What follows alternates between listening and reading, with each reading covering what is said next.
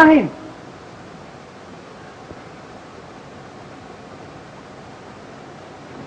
What is it, sir? Oh! Why, it's Mr. Robbins, sir. Fine. Young Sperling was here with him this morning. See if he's still around. Well, I called the district attorney. Yes, sir.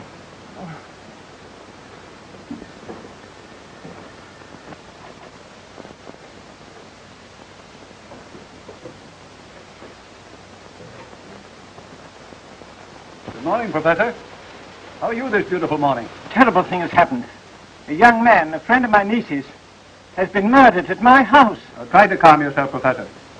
I'll get Philo Vance on this at once. In the meantime, give me all the details you can over the phone. Well, in the first place, I thought I heard a... It's Mr. Markham, sir. He seemed rather urgent. Will you speak to him? Certainly.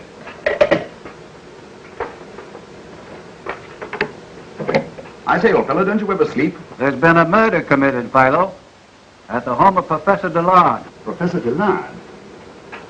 That interests me, Markham. Lead on. A man named Robin was killed with a bow and arrow.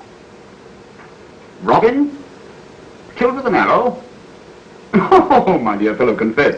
You've been on a wild chase with Mother Goose. No, that's the story. A fairy tale in terms of blood, eh? All right, Markham. I'll meet you there in half an hour. Dark suit, dark hat, dark tie, and bring me some more hot coffee. Very good, sir. Yama, look at my reference shelf. Bring me Dr. Elmer's book on archery, the home book of verse, and the German dictionary. Very good, sir. Yeah.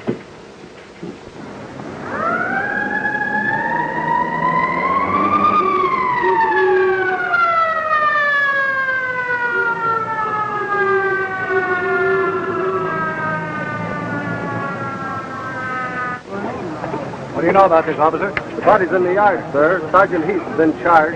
Says he has the case practically solved, sir. Come on, then.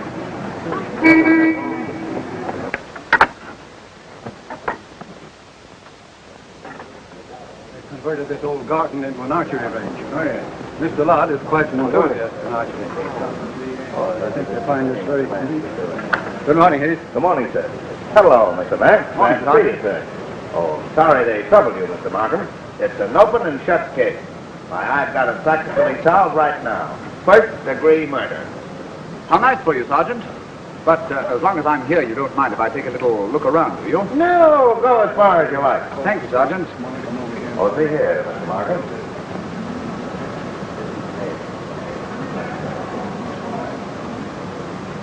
Sergeant, Yes, Mr. Vance.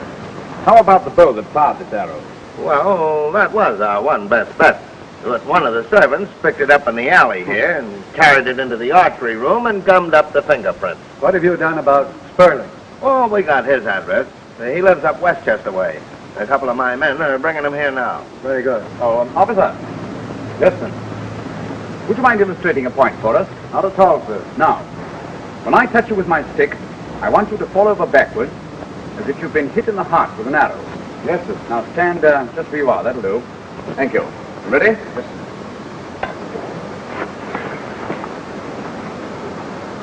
Sergeant,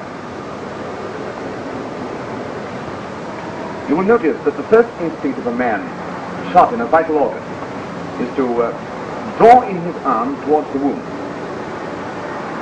His legs are doubled up. You will also notice that his hat has fallen at his head. Now, Sergeant, in Robin's case, the arms and legs are straightened out, and his hat not only lies at his feet, but is a good foot and a half away from him. All right, officer, that will be all. Thank you. Now, we're wasting our time, Mr. Markham. What's the good of all these theories? Sperling's the boy we want, and when my men bring him in, the case will be closed. Why, Sperling was probably in love with the Delmar girl. Had a scrap with Robin, grabs a bow and arrow, follows Robin outside, shoots him through the heart, and beats it. Sergeant, You're much too trusting for this deceitful world. If everything happened as neatly as that, life would be very simple and very dull.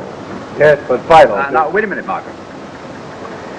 Don't ignore the fact that Robin was facing the arrow and therefore would have had time to cover himself.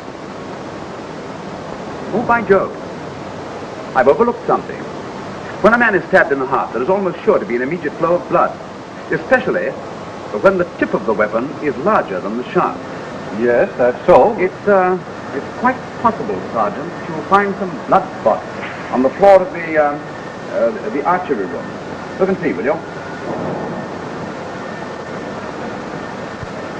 See here, Vance. What's in your mind? Oh, numberless things. But they all boil down to the notion that Robin wasn't killed with a bow and arrow at all. Hang it all, Mr. Vance, you had the dope all right. There's a dark stain on the cement floor. And the coroner here says it's human blood. Good morning, Doctor. Good morning. Hey, you fellas must have an arrangement with these people. Every time I have a day off, they go and get themselves murdered. And a nice, fancy murder you picked out for me this time. If I were you, Doctor, I should examine the base of the skull for a bad fracture. Why, your suspicions were right, Vance. The skull is fractured, and badly, too. Looks like he'd had a crushing blow. The professor and his niece are ready for you in the archery room, sir. All right, Sergeant, you're in charge. Yes, sir. Oh, Sergeant. Yeah. Just because this case looks so simple, I trust you haven't neglected to take your usual excellent photographs. Why, certainly not, sir. They're being developed right now. Thank you, Sergeant. Hey, come on, you guys. What's the matter? Get busy and take these pictures. What's the idea? You just spending the day here or something?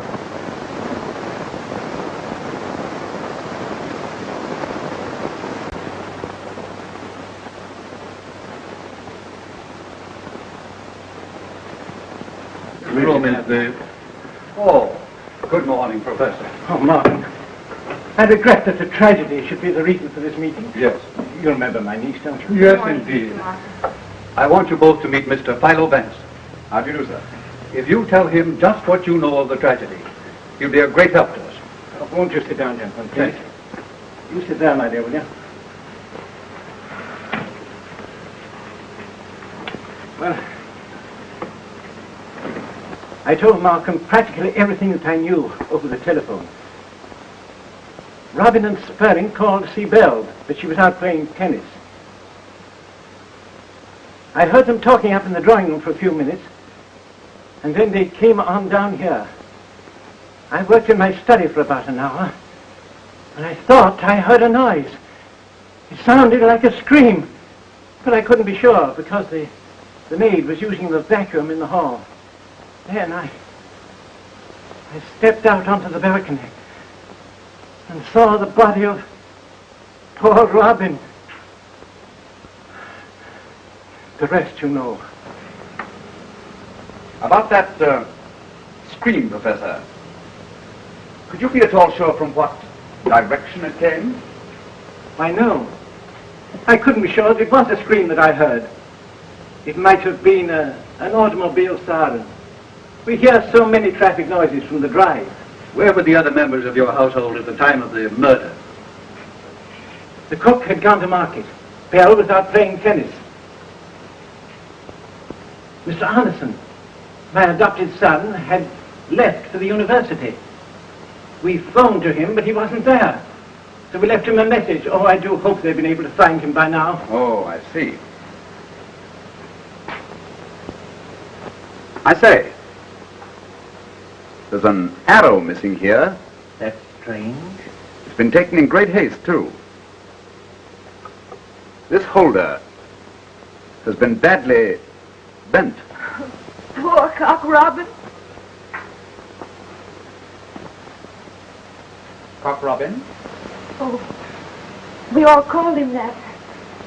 We did it to tease him. Miss Delmar, did you happen to know by any chance that Spurling in German means sparrow? Oh, yes. Yes, I know. Do you speak German? No. And how did you know that Spurling means sparrow? Well, The other day, Robin stepped out onto the archery range just as Mr. Sperling aimed at a target. Mr. Arneson was watching and called to Robin, "Be careful. You're a cock robin and that archer is a sparrow." Mr. Arneson seems very well acquainted with his nursery rhymes. Just a minute. Where do you think you're going? I'm Eric Arneson. I live here. I was telephoned for. Of course, if you don't want me to come in, that's all right with me. I'm sorry, I didn't know who you were. Why is this house littered with policemen, who at best are hardly ornamental? There's been a murder, sir. A young man. They've been expecting you, so you'll get the details inside. A murder? Come on, Johnny, come on. Mother, I want to go home because I'm hungry. Hush, dear. Mother's busy. There is Mr. Arneson now. Eric! I'm so glad you're here. Robin's been killed. Robin? Cock Robin. Well, his name was against him, wasn't it? Oh, please, don't be cynical now. For my sake. I'm sorry, darling. And Johnny. Oh, I know how hard this is for you, Johnny. What great pals you and Robin were. Why, I can't believe it. Sir Markham. Good morning. Morning, sir. Mr. Vance, Mr. Arneson. Morning, sir. How do you do? This is John Sprigg, one of my students. Oh, yes.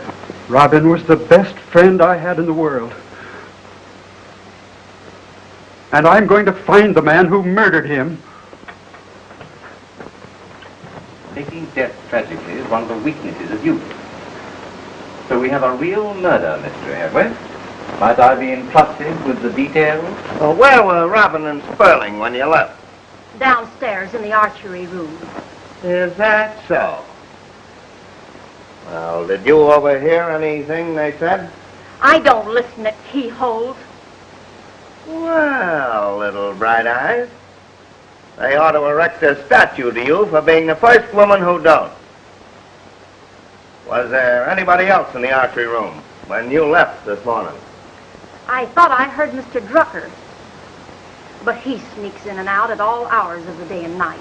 Well, now we're getting somewhere. I wish you'd tell me all about this case and let me work it out along scientific lines. Is it a bargain? Of course, we couldn't very well promise to tell everything. It might be indiscreet. Wait a minute, Markham. I really don't see any reason why Mr. Arneson shouldn't apply his scientific knowledge to this crime. I'm quite sure he can be depended upon. Oh, I'm very dependable. Well, Vance, if you think... Mr. Arneson, the first thing you can do to help us is to tell us something about the Druckers. We're going to interview them next. Well, Miss Drucker is a little, peculiar. Oh, perfectly harmless. She thinks the sun rises and sets in her brother. If I were you, I'd take Miss Dillard along with you when you go to question her. Miss Drucker likes her. Oh, yes. That's a very good suggestion, Arneson. Oh, Bill, darling, look, these gentlemen are going to interview the Druckers now, and I said you go along with them. It'd make it easier for Miss Drucker. Why, yes, sir. And now, if you can spare me for a while, I have some lecture notes I ought to edit. Certainly, Mr. Armstrong. Oh, Mr. Lard. Yes? How good an archer is Mr. Drucker? Why, he knows nothing about archery. Oh.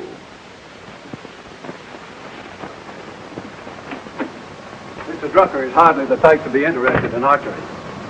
When you see him, Vance, you'll understand. Tell me, Mr. Lard, is Miss Drucker an invalid? No, not exactly. You see, one day when they were children, she let her brother fall. He injured his spine and became a cripple. And from that day on, her entire life was ruined. It affected her so deeply that she hasn't been able to leave her room since. Where is Miss Drucker's room located? Her room is the one with the bay window. She sits there a great deal and watches us at archery practice. You know, Uncle says her condition is a sort of insanity of tenderness. Does Mr. Drucker reciprocate his sister's tenderness? Well, please don't judge Mr. Drucker too harshly. He's had so much to bear, but we know him well and are fond of him. Yes.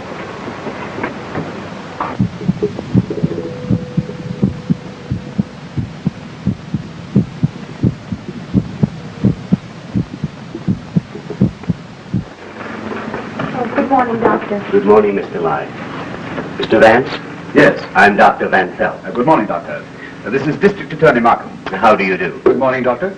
I have attached a remote stethoscope to my patient to safeguard her, and at the same time not interfere with your questioning. Any undue strain on her heart will prove fatal. So, if she excites herself, I'll have to stop you. We'll be as brief as possible, Doctor. Thank you. I'm sorry to intrude, Miss Drucker, but I'd like to get a view of the archery range from your window. I wanted to come right over, dear. I knew how upset you would be. Dear child.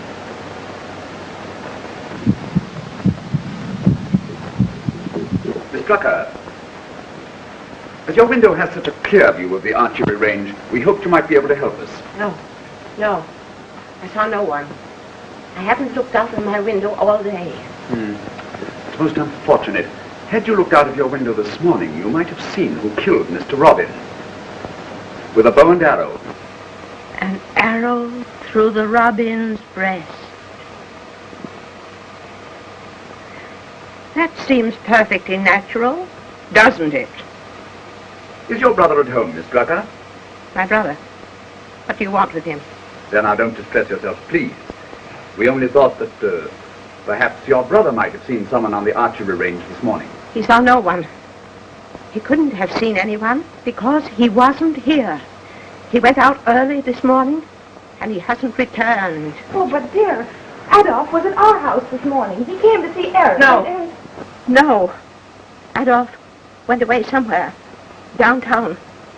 He wasn't anywhere near your house. I know he wasn't. Why, I should have known it.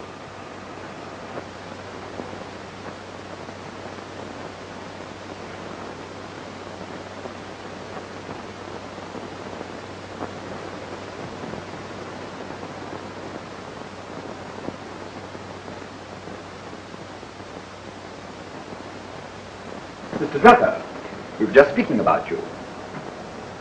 Merely as a matter of form, would you mind telling us where you were between 10 and 11 this morning? The hour of this morning's tragedy.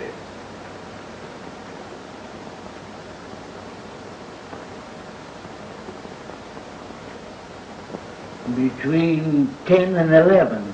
Yes, Mr. Drucker.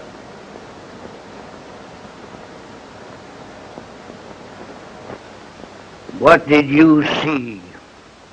What do you mean? I mean, it was about that time when I heard a scream in this room. You didn't.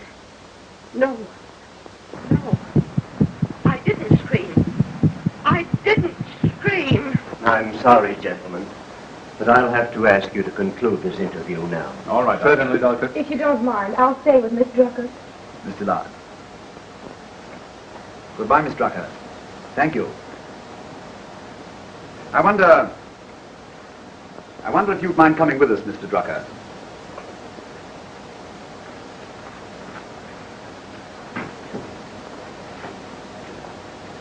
Don't go with them, Adolf. Don't go. They're the enemy. They mean to hurt you. Adolf!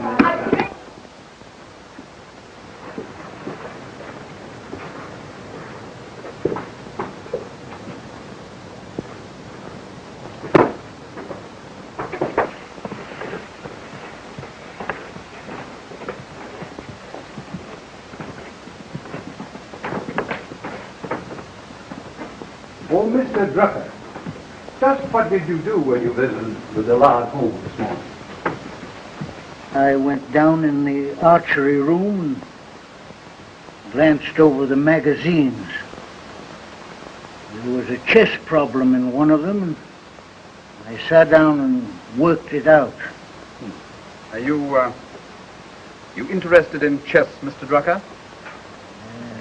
Tremendously. But this particular problem was easy to solve. It took me less than half an hour. Oh. Then you must have been in the archery room when Mr. Robin and Mr. Sperling came there this morning.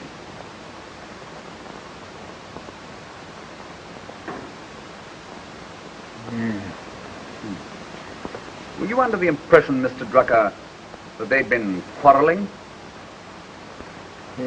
Now that you mention it, there did seem to be a coolness between them, but I left the room almost immediately after they entered.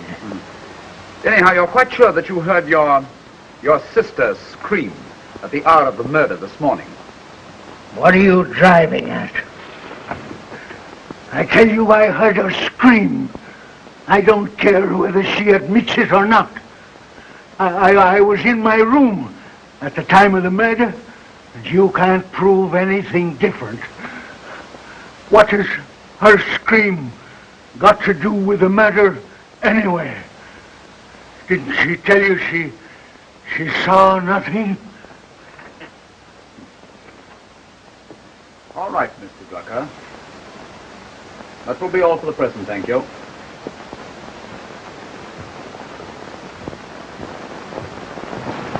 Oh, back already? This is Mr. John Pardee, the famous chess player. How do you do, Mr. Pardee? These gentlemen are Mr. Markham, the district attorney, and Mr. Philo Vance. I trust I'm not intruding, but I perceived that something unusual had happened here. It occurred to me I might be of some service. Occurred? My dear Pardee, I've no doubt you were hanging out of the window all morning, panting with curiosity. May I be permitted to see Professor Dillard? Professor Dillard had a very hard morning. Certainly, Mr. Pardee. I think you'll find him upstairs. Oh, thank you, thank you. Oh, Mr. Pardee. Yeah? How good a chess player is Mr. Drucker? Why, he isn't really a player at all. Though he thinks he is. Of course, he has some understanding of the theory of the game. Oh, yes.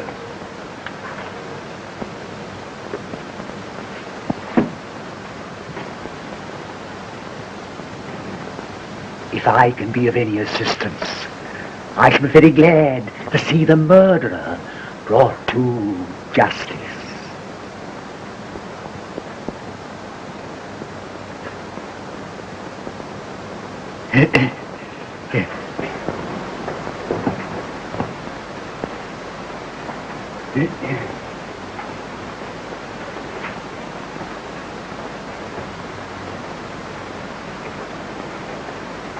Here's a funny one, sir. The officer outside thought he'd take a peek in the mailbox and found this.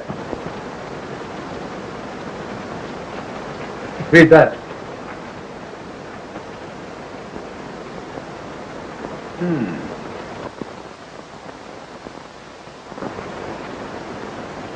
Is there by any chance a typewriter in this house? No, never has been one to my knowledge.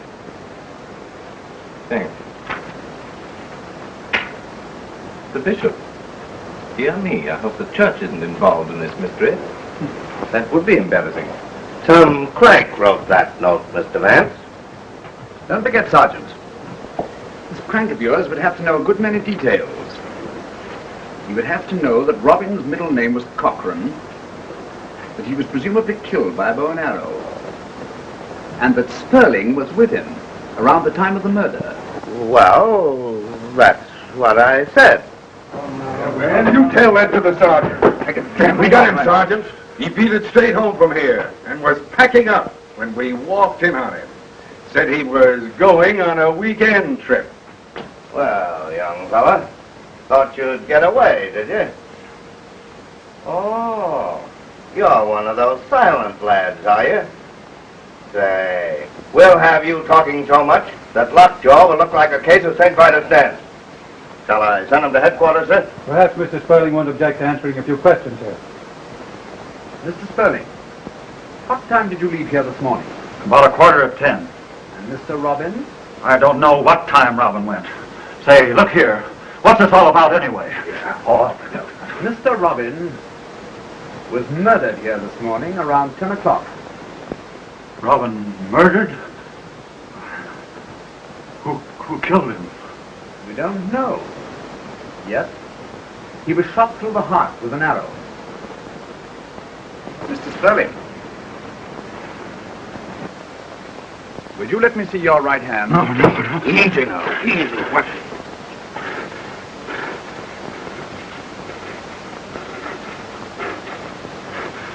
All right. I took that hunting arrow down. Robin and I had an argument about it. And I cut my finger doing it, too. But that doesn't say that I killed him. Oh, no, of course not.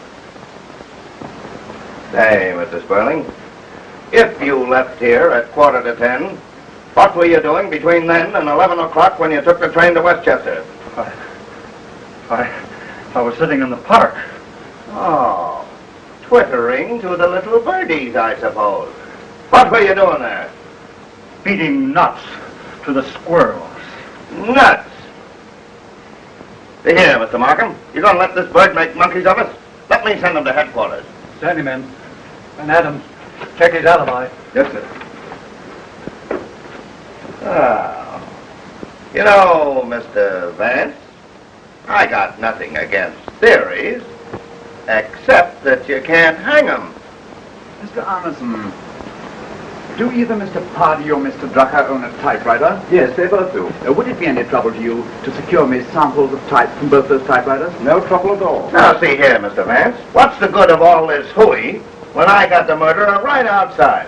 Nevertheless, Mr. Arneson, I should like those samples of type, if you don't mind, Sergeant. Eric! Yes, sir. How can you sit there calmly and discuss books and theories and formulas when right outside this house that poor boy was murdered? Doesn't it mean anything to you? My dear, don't you see that I'm doing it for your sake? You must put Robin out of your head. Cruel and unnecessary as his death seems. Life is cruel, but what can we crawling microbes do about it? Not that you aren't a very charming microbe, I know, I'm just terribly nervous, that's all. If only I could do something to distract my mind. I wish I could take you out somewhere tonight, but unfortunately I promised Markham and Vance that I'd meet them at the Stuyvesant Club. Oh, but why must they drag you into this? Why can't you keep out of it, Eric, please? It frightens me. My dear child, Eric is quite right. After all, what have we to fear? Well, what is it?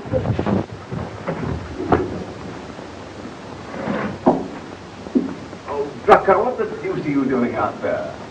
I'm looking for the blunt instrument that was used to bash in Robin's head.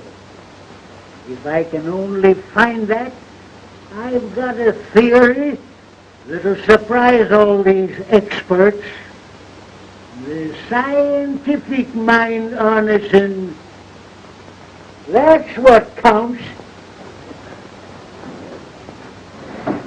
Ah, competition. Another scientific mind on the trail. I'm too nervous to sit here any longer, dear. May I have excuse, please? Certainly, my dear. Good night, darling. Oh, you startled me. You always slip into a room so quietly, no one ever hears you. Oh, my dear, you mustn't be rude to Mr. Pardee. Oh, I'm sorry. Pardon me. I'm a little earlier than usual.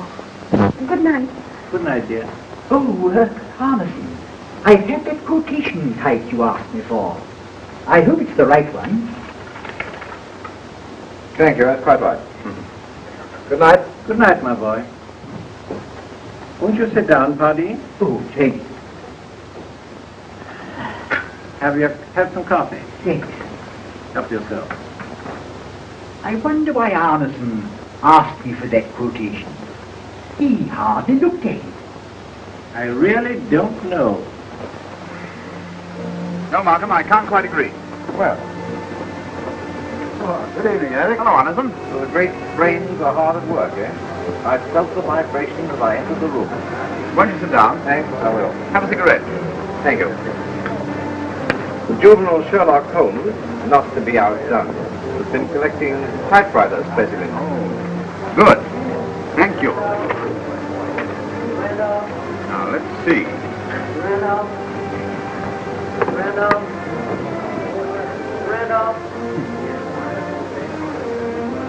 The style of the uppercase G used in the Bishop note was changed before either of these typewriters was put on the market. And the E, the most frequently used letter of the alphabet, is out of vertical alignment. Evening, Steve. Oh, evening, gentlemen. Good evening. Pardon me, gentlemen. Will you have some coffee? No, thank you. Or some nuts? No. This was received by the World in the last mail. The Herald and the Times got copies too. See the station number? This was mailed from the neighborhood of the murder. It was also mailed after you put Sperling under arrest. Bishop was afraid the public wouldn't get his joke, so he explained it to the press. Now, the thing to do is to analyze the person with a type of mind that would define himself as Bishop. I saw several chess bulletins in the Delmar archery room this morning. A bishop is a very important piece in the chess game. I wonder if that's what it means. No, you're wrong, man. The bishop's signature is undoubtedly the workings of a mind deranged by religious mania. Isn't that your reaction on it? Yes, and no. I can imagine an insane mind would use a chessman or a churchman. Gentlemen, I think we're all wasting our time. There are enough suspicious elements in this case to warrant our making arrest. And I propose to act, not sit here all night and theorize. My dear Markham, the people have invested you with a power of action. But if you insist on plunging in wildly and making reckless decisions, well, you'll have to make them alone. But I shall withdraw from the case. You know, gentlemen, this is no ordinary crime, and we cannot proceed in an ordinary manner. Mark my words. This is not a single murder that we are trying to solve. It is the beginning of a series of murders, ghastly and inhuman.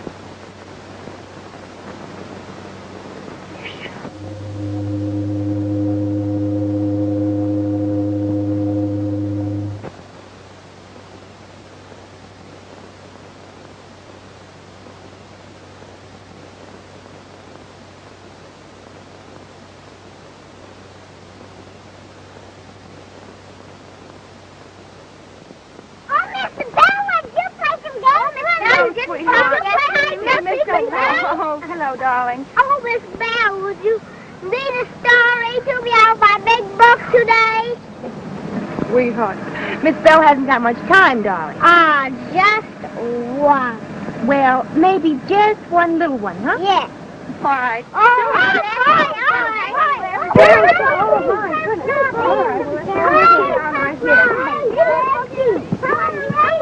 Oh, who said I was going to read to you, huh? Who said so? All right, fine. That's it. Oh, boy, we want to hear it, don't we? Hello, darling. Everybody's here today, huh? Yes, darling. Well, tell me now, what would you like to hear, huh? I'd like to hear Jack and Jill. Oh, all right. I'd like to hear Little Pete Robin. I'd like to hear Cinderella. Well, now, here's one. Here we go. All right, now, listen. Listen, everybody must keep quiet. Jack and Jill went up the hill to fetch a pail of water. Jack fell down and broke his crown, and Jill came tumbling after.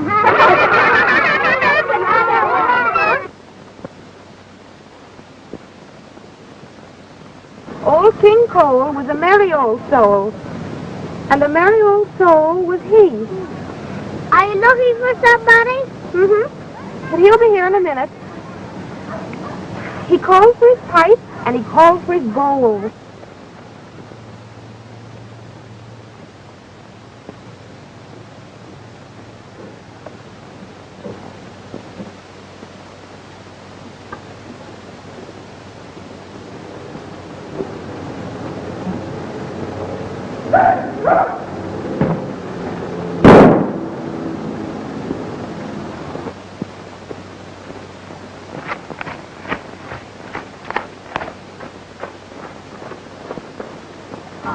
Miss Muffet sat on a trumpet, eating her curds and whey. When along came a spider and sat down beside her and frightened Miss Muffet away. Eric, you frightened me. Sorry, darling, I'm just a clumsy brute. Oh, the bell got a bow. Oh, the bell got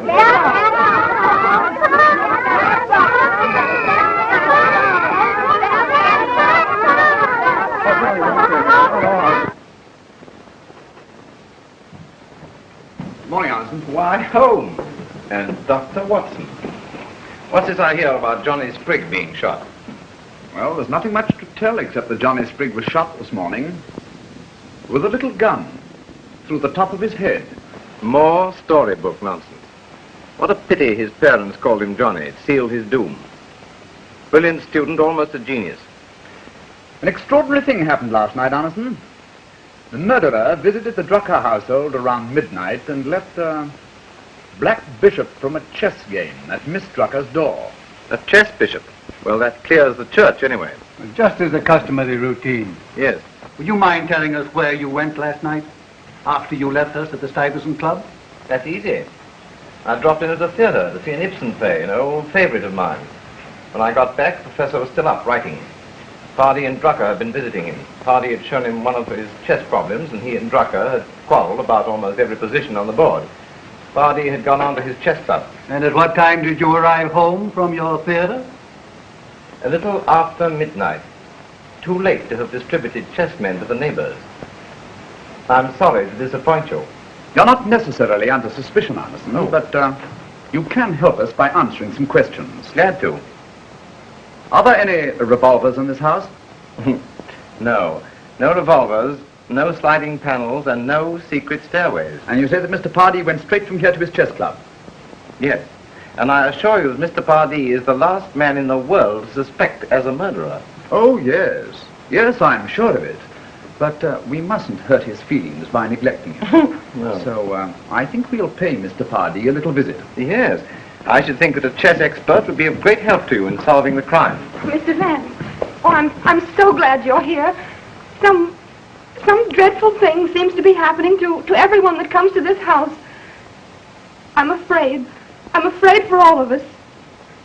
Something keeps saying to me, which of you will be next? My dear Mr. Lard, our problem is to match normal thinking against the abnormal scheming of a criminal mind. Please believe me when I tell you that we're doing everything in our power to help you. Come along, Markham. Eric. Oh, if only you could take me away someplace. I only feel safe when I'm with you.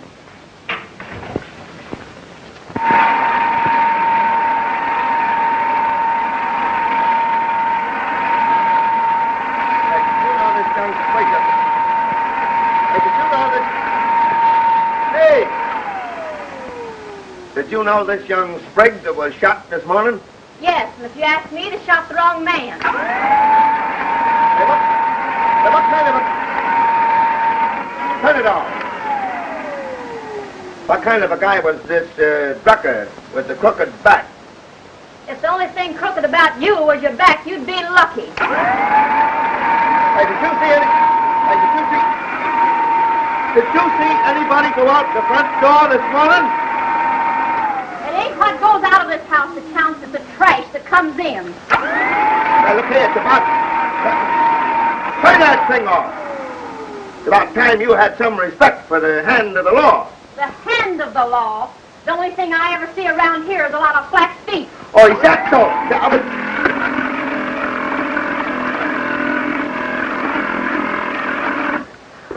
Oh, yeah?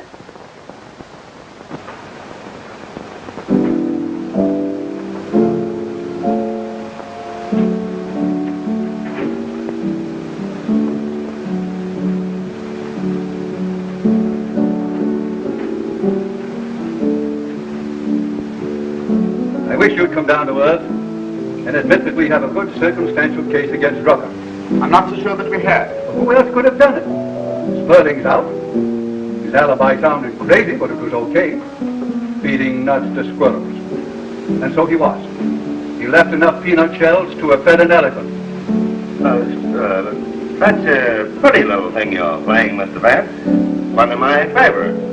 It's the Nutcracker Suite. to buy Tchaikovsky. Oh, Tchaikovsky. Yes.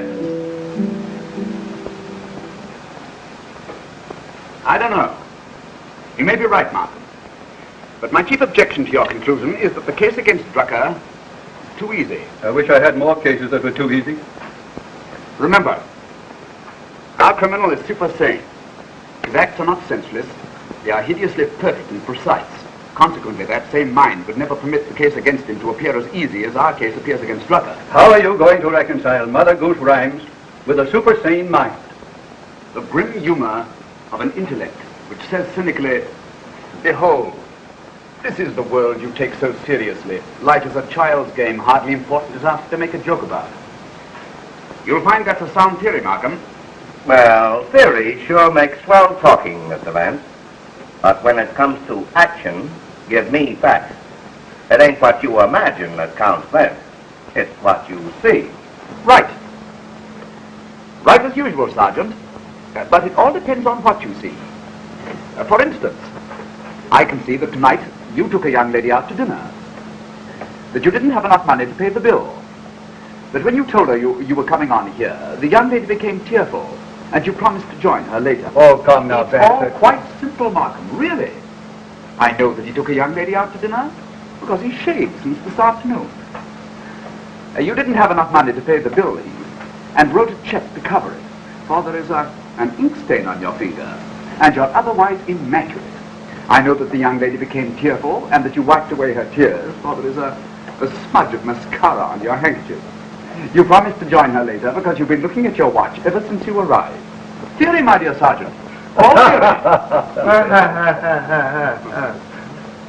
Well, at least you wouldn't mind if Sergeant Heath brought Drucker here tomorrow morning. Then we can find out what he knows and act accordingly. No, not at all. Not at all. Well, I guess I'll be going before you tell me what I did last night. Have something before you go, Sergeant. It's right there. No, thanks. It's too easy. Ha, ha, ha. Nevertheless, Markham, he is the finest sergeant you have in your force. Indeed he is.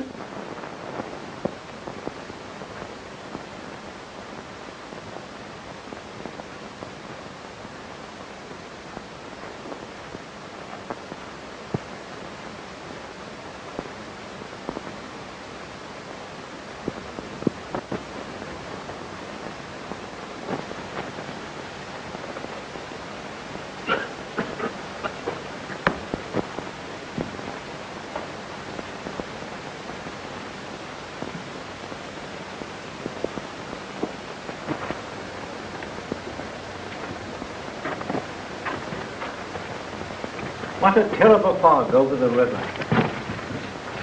I can never remember the fog being so thick before. You know as well as I do. Confidentially, Professor, don't you think that Pardee has been acting rather peculiar of late? You know as well as I do that Pardee was always strange. But he's worse than ever. I think he's responsible for those detectives snooping around. I don't think so.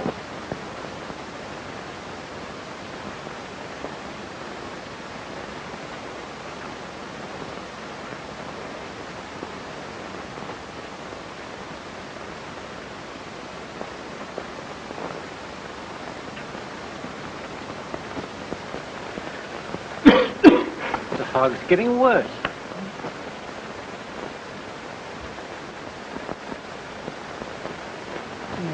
Good evening, Professor.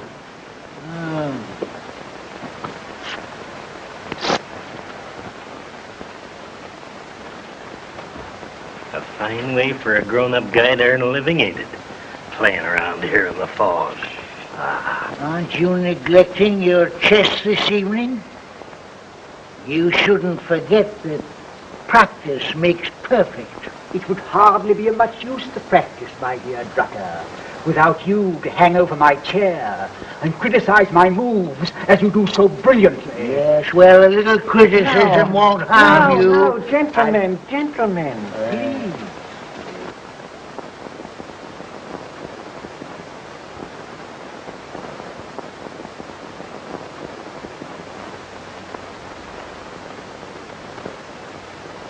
I wish there was some way to be comfortable around here. Those old dodos will stand there and gab all night.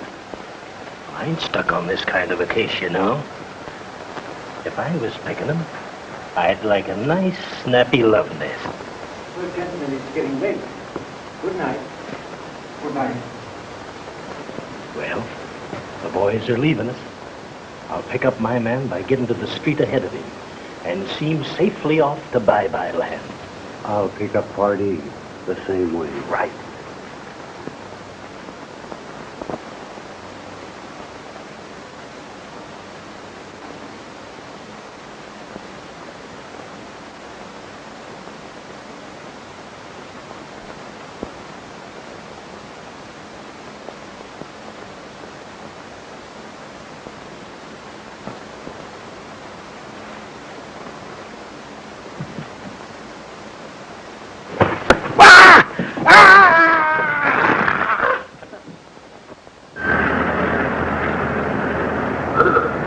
Some kids in the park found the body about 7 o'clock this morning.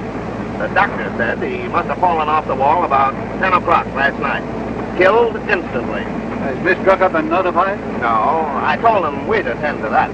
Drucker was our principal clue, and he falls off a wall. Falls off a wall.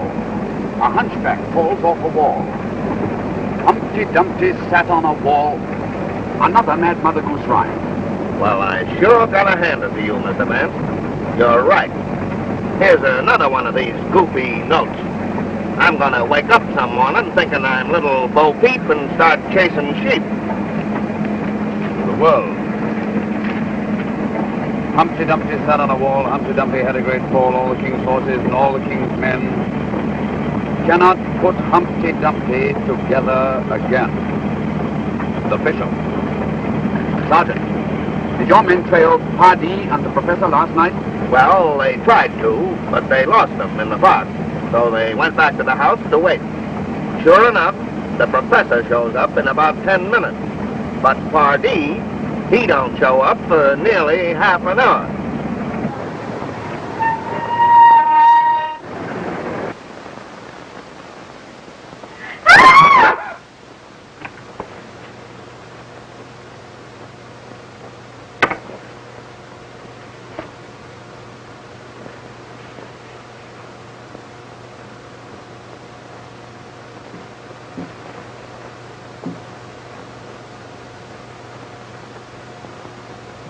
Miss Drucker is dead.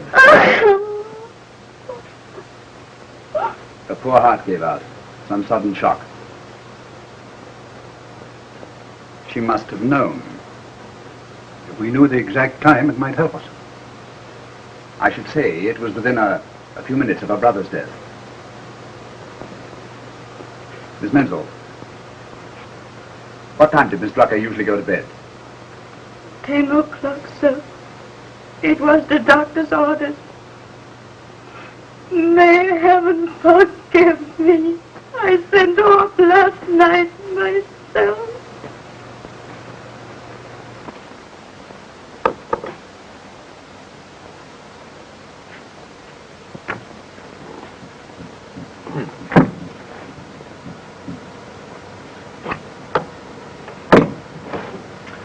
I see it all now, Markham. Miss Drucker went to take her medicine before retiring, found her water carafe empty, came in here to get some, was surprised by her brother's murderer, who then forced open this desk to obtain something of Drucker's that he knew to be of value. That's all, Mrs. Menzel. We'll attend to arrangements here.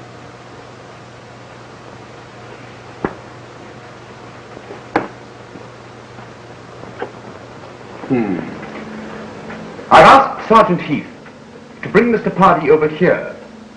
If you don't mind, Professor, I'd like to question him before you.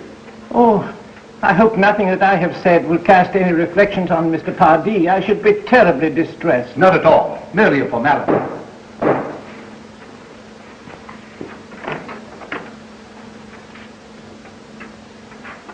Professor Delmar. Good morning, Mr. Pardee. You have, of course, heard of Mr. Drucker's death. I should like to... Won't you sit down? Thank you. I should like to ask you a few questions. What conversation did you have with Mr. Drucker in the park last night? Right. I went for a stroll in the park, and meeting Professor Dillard and Mr. Drucker, I stopped for a moment, not wishing to appear rude. But Drucker was in a beastly mood, and made so many insulting, sneering remarks that I left. Mr. Pardee, can you explain to me why you arrived home so much later than Professor Dillard? When you both left Mr. Drucker at the same time? I sat down by the 79th Street entrance and smoked a cigarette. Rather a foggy night to sit on a park bench, wasn't it, Mr. Pardee? Anyone see you sitting there? Rather a foggy night to depend on eyewitnesses. Wasn't it, Mr. Vance? Certainly, Mr. Pardee. My mistake. That will be all for the present.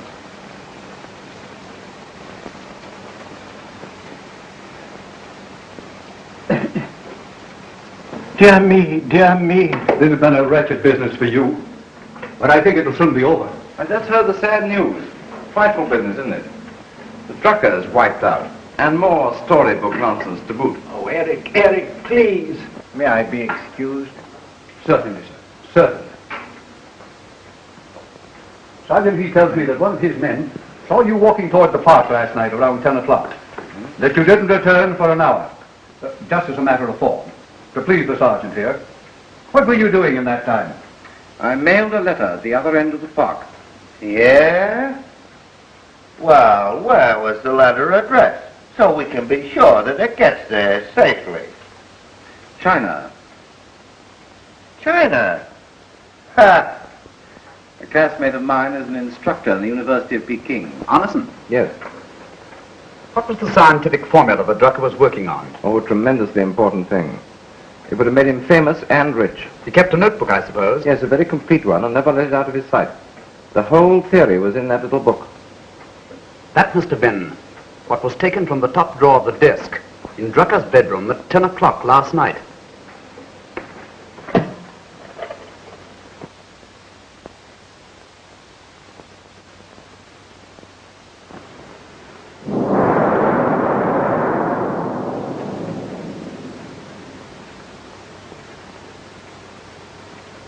Drucker was always standing behind me, criticizing me, and I hated it. Yet tonight, it seems odd not to have him there.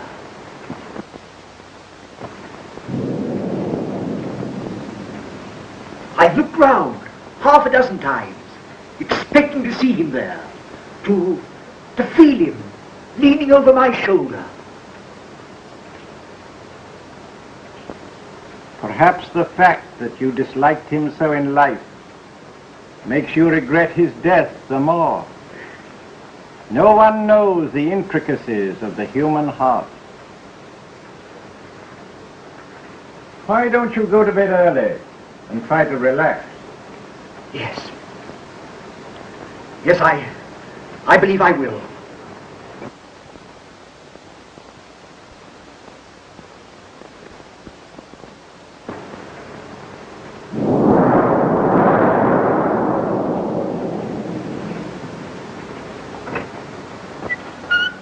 Good night. Good night.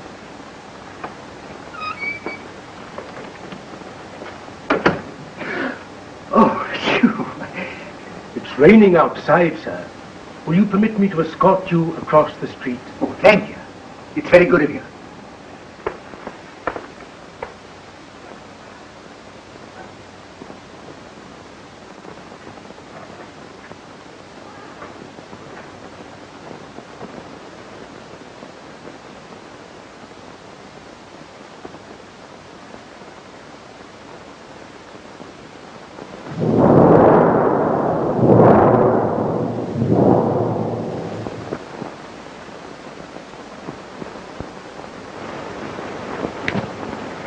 night, dear. Good night. Eric, are you sure the house is safely locked up? Why, of course, dear, it's all locked up. Nobody can get in. You can rest easy. Eric. Who has the key to the attic door? Well, I don't know, darling. No one's used it for years. Fine, I suppose. Why? Well, I heard a strange tapping noise there last night. Nonsense, dear. It couldn't be anything but pigeons. Now, will you go to bed like a good little girl and stop imagining things? You're not nervous with me so near.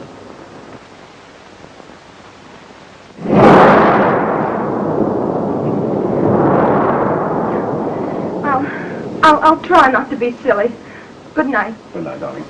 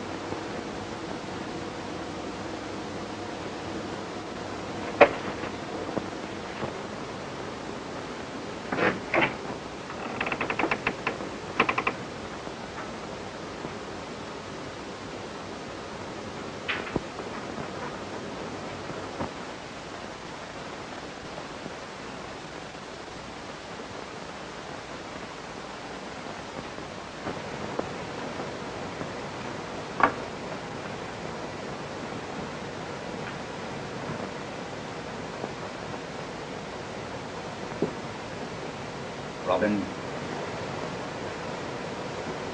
Sprague. Drucker.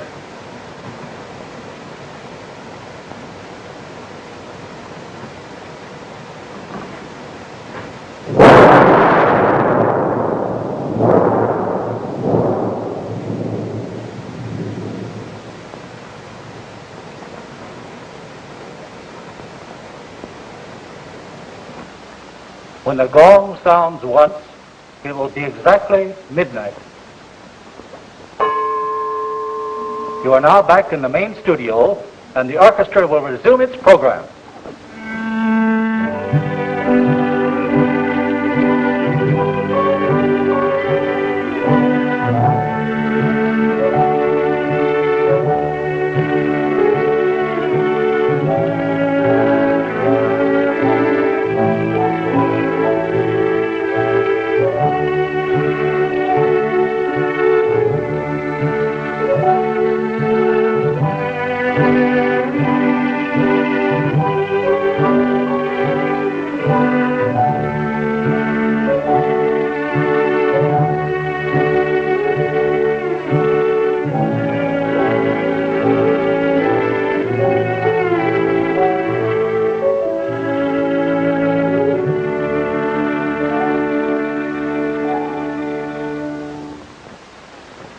Very well, Mr. Markham. That's all.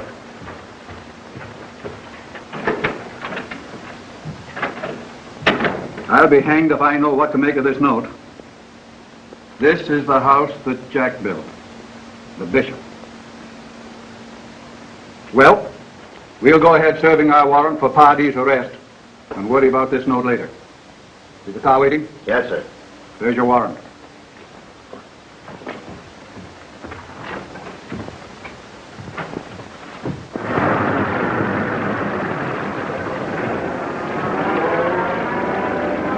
What's wrong, Manny? Mr. Vance is inside, waiting for you. Said he'd explain.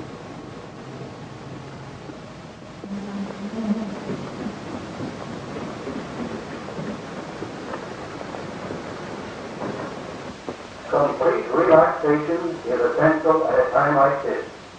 Lie flat on your back with every muscle at rest. I always thought that guy Vance was cuckoo. Breathe deep. Exhale. Good morning. This radio's been running all night.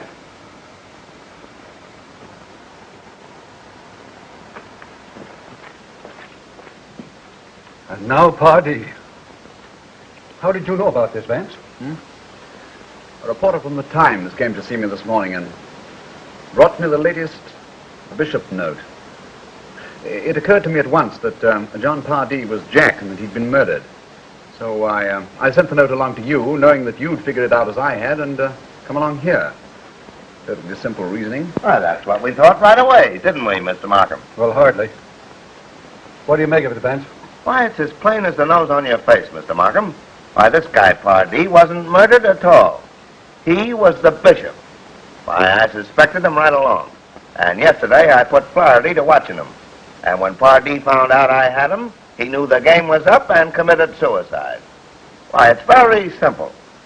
Well, I guess we can call the bishop murder case closed. Now, Sergeant, what about the house that Jack built? Huh?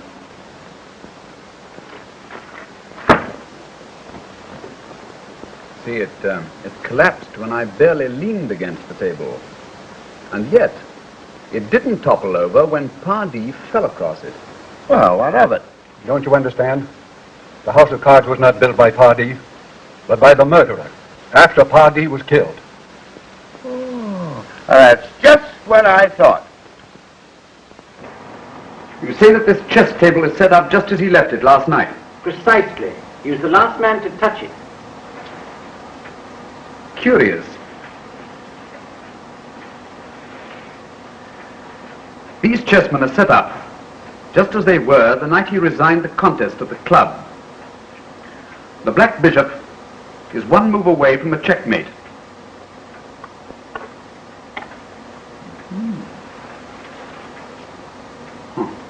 Well, we mustn't detain you any longer, Professor. No, he's had a very trying day. I'm sorry Mr. Arneson isn't here tonight. Some of the students are doing an Ibsen play, and you know Arneson's passion for Ibsen. No. The Pretenders is the play they're doing tonight. Oh, yes. I've just been reading it over again myself. Oh, am I intruding? Good evening. No, my dear, come right in. Mr. Vance and Mr. Markham were just leaving. They've been asking me if I had any opinion to give on this tragic affair. I feel as if we were all living in a dreadful nightmare and couldn't wake up.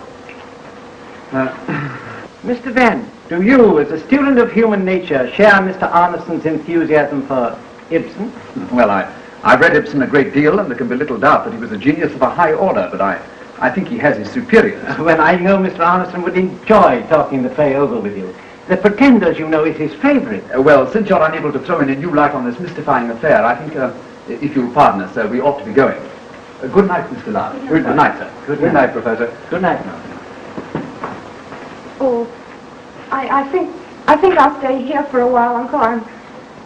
I'm too restless to go to bed. Well, my darling, you must remember that when one is young, all wounds heal, and in time are forgotten. Good night, darling. Good night.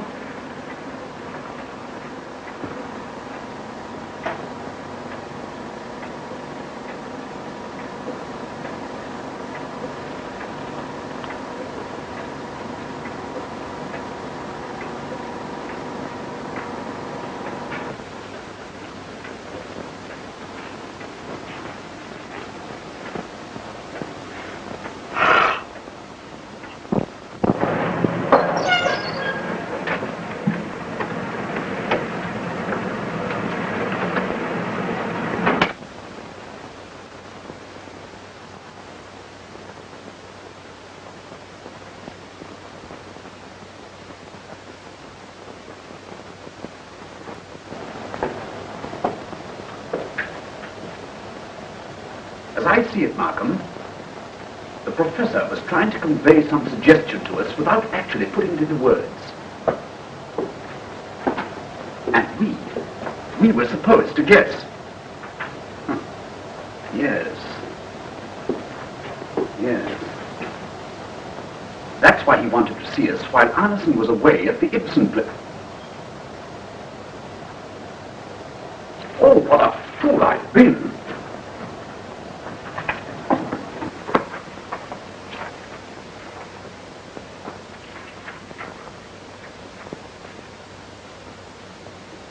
Markham. Markham, come here. Look at this. Arneson. Bishop. That's what the bishop meant. It had nothing to do with chess. He meant to tell us that Arneson was the bishop. Arneson. We haven't a moment to lose. We've got to get back to that house at once. You're right, Markham. Now that we've been told who the murderer is, it makes us partners in crime if we permit innocent people to spend even another hour under the same roof with him. You'd better telephone to Heath. Right.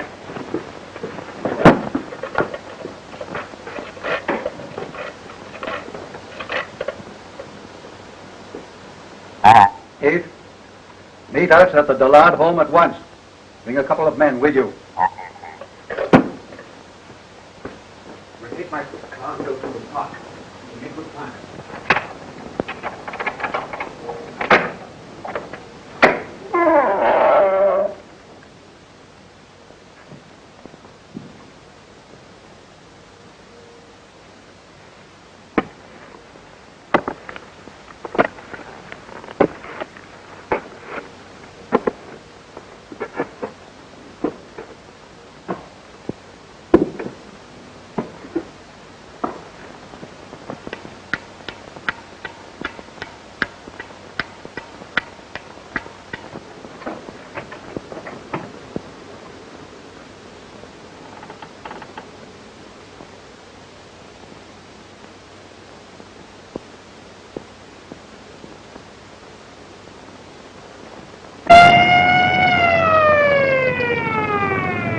George!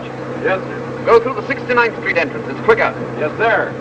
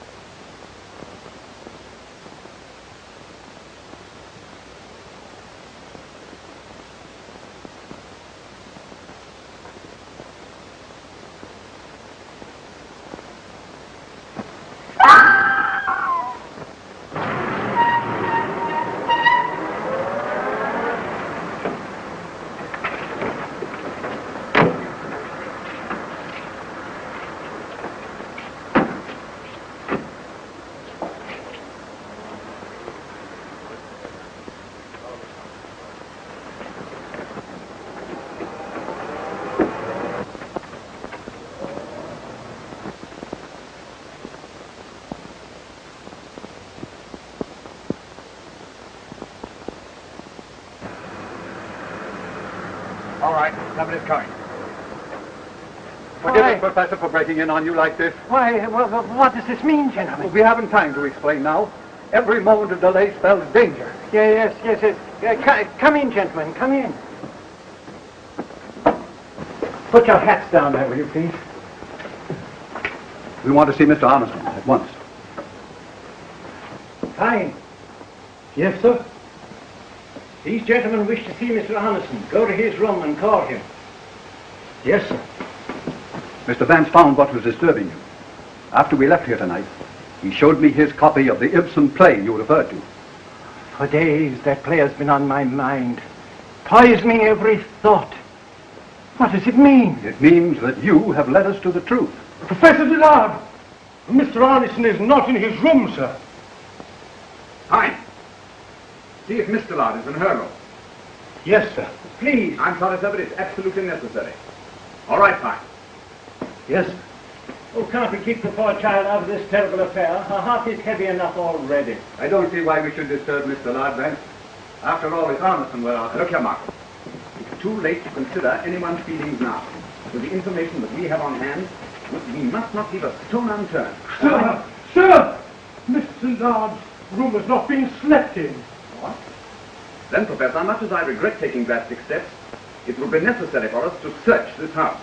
Come on, Heath. By all means, anything I will come with you. Yes, if you will, please. Now we get to this door. Is Arneson's room at the end of the corridor there? I'm very sorry, no, what to do. All right, now, fellas, you stick right with me. Go right ahead, Mr. Vance. You lead the way. Me and my men are right behind you. Now, which is Mr. Lard's room? This one here. Heath, take one of your men and look around in there. Come along with me, Sweeney. And, Mr. Arneson's? That one there. Come along, Markham. Careful, Collins. Watch your step.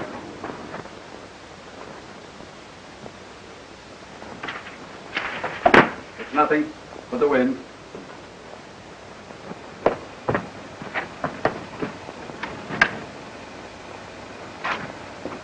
He obviously isn't here. All right, let's get through the rest of the house. I could have sworn that you didn't leave the house this evening. Can I do anything for you, sir? There's nothing in those two rooms, sir. Now, where does that door lead to? To the attic, but it's never used. Well, who has the key? Pine, bring the key to the attic. I lost it, sir. Lost it? Very well, we'll break it open. Philo, are you mad? You can't do that without a warrant. I'm going to search that attic if I have to spend the rest of my life in jail. It's all right, Markham. Mr. Vance must do whatever he thinks necessary. All right, Heath. Collins, Sweeney, break it down. Boys, get to it.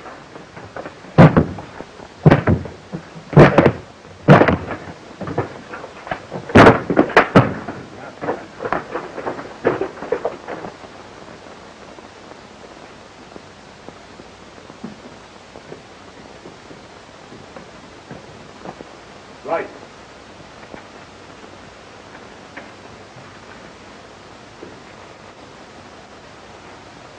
All right, hold it.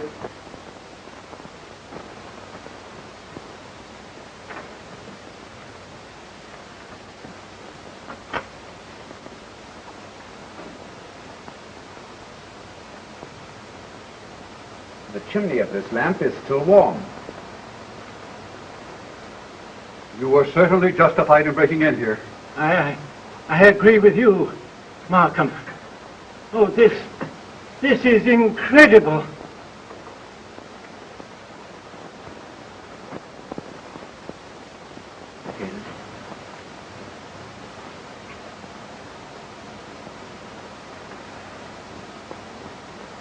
And this lamp was put here in order to use the light somewhere in this radius.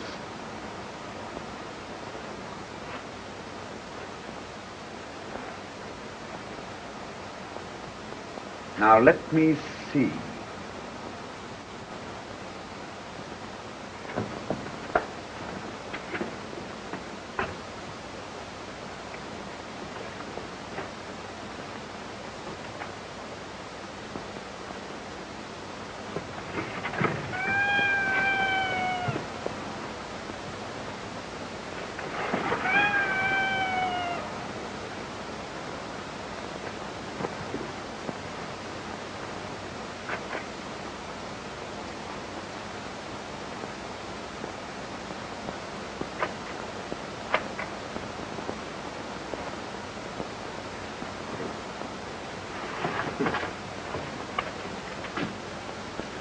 And Arneson told you there never was a typewriter in this house.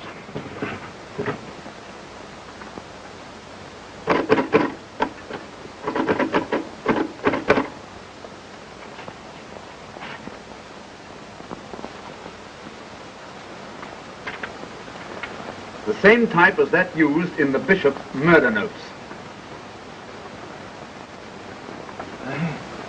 I wouldn't have believed it. I hadn't seen it with my own eyes.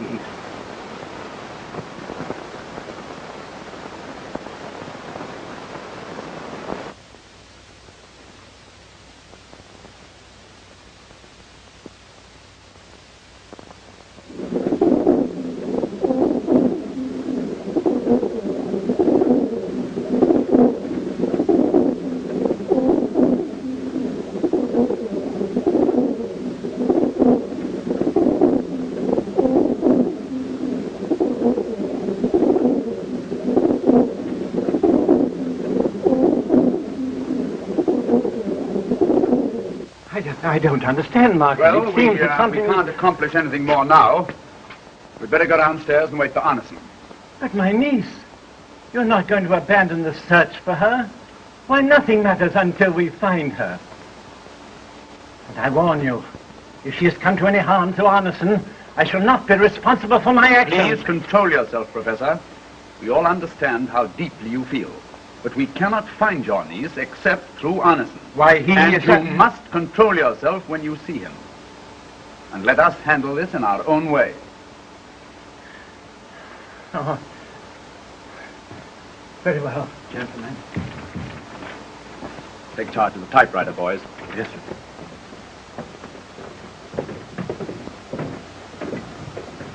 Sergeant. Yes, sir. No. Yes, sir.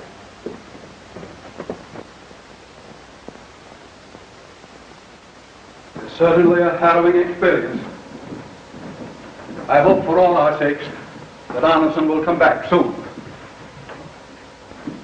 Has it occurred to you that he may not come back? What do you mean? Oh, I have often heard him quote Nietzsche's famous words. One should die proudly when it is no longer possible to live proudly. You mean suicide? If he were convinced that the evidence against him was strong enough. Is Mr. Arneson in the habit of leaving the house at this hour of the night? Only during the last 2 weeks. Since then, he's been apt to disappear at odd hours. And reappear at even other hours. Careful, sir, careful.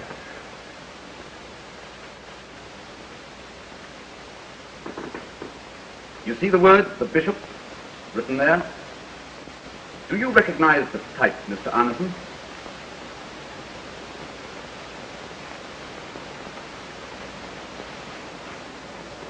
I thought so. We found the typewriter on which this was written hidden in the attic of this house. Well, I don't see that you have a cast-down case against anyone at that. After all, a typewriter isn't a thing that only fits one person. You've got to do better than that, Mr. Vance. I assure you, Mr. Arneson, that we know who is guilty. Really, you almost terrify me. By any chance I should happen to be the murderer, I should be almost inclined to admit defeat. But since you know who the bishop is, why all this palaver? Oh, Mr. Vance. You were right. The girl was in the cupola. Not hurt, but unconscious from shot.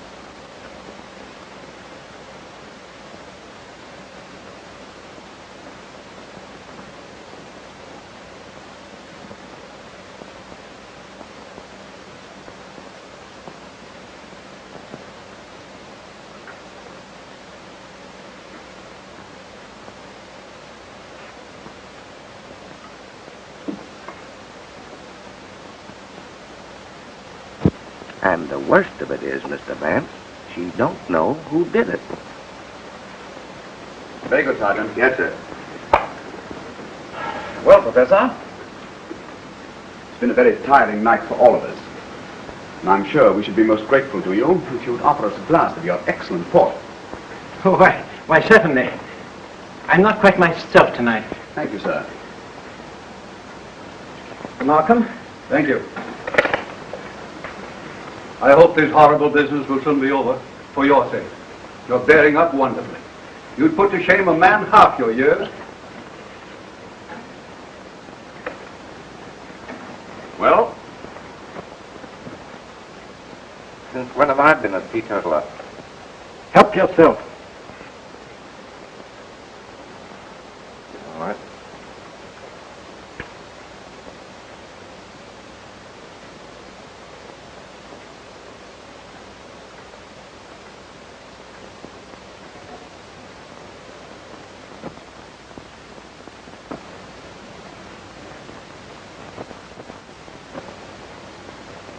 While you were talking to Mr. Markham just now, I changed the wine glasses. The glass from which you are about to drink is the one you prepared for Mr. Arneson. I trust it makes no difference to you. And what would you say if I told you that we had found your niece, and that in spite of all precautions, she recognized the man who seized her? And I had everything so perfect. It was so easy to keep myself innocent and to throw the guilt from one to another until it struck where I planned it from the beginning on you. You who robbed me of the only things that I lived for. My fame as a scientist. The affections of my niece. The only creature in the whole world that I loved. Now you rob me of the triumph of seeing you sent to the chair. It would have been perfect. Perfect. But for you, fools, idiots, children, all of you, baffled by Mother Goose, 3 blind mice. Vance, don't let him break it.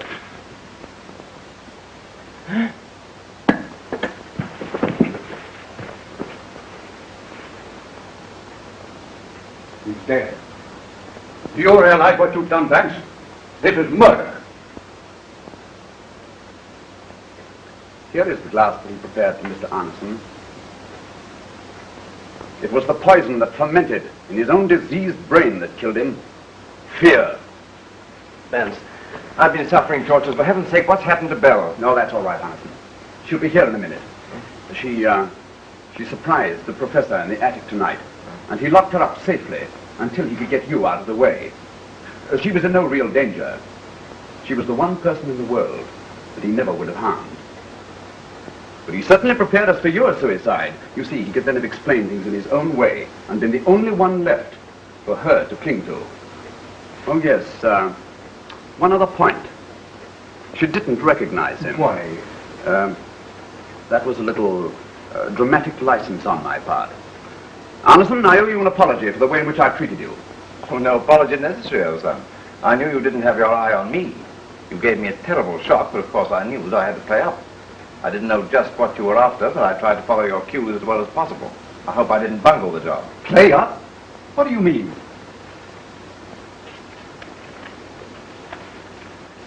Pretend you are guilty, trust me, and play up. Well, no wonder you acted guilty. Tell me, Vance, how did you know that the professor intended to poison Arneson? When I followed you down the stairs just now and heard him preparing you so carefully for Arneson's suicide, I was more than ever on my guard.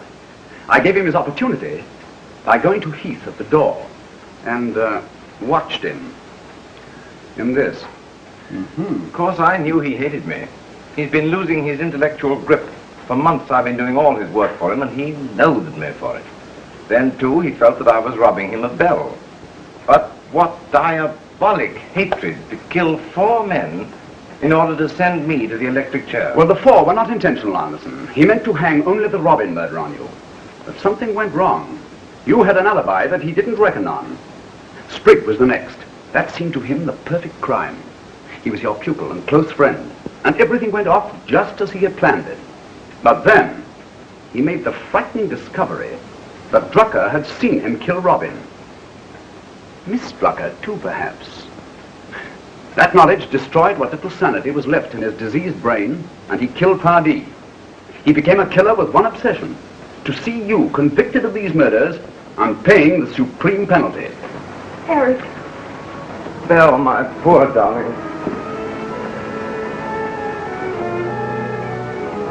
Well, Mr. Vance, we did it again. Don't drink that, Sergeant. Why not? It's poison. And I need it for evidence. Well, thank you, Sergeant, for your assistance.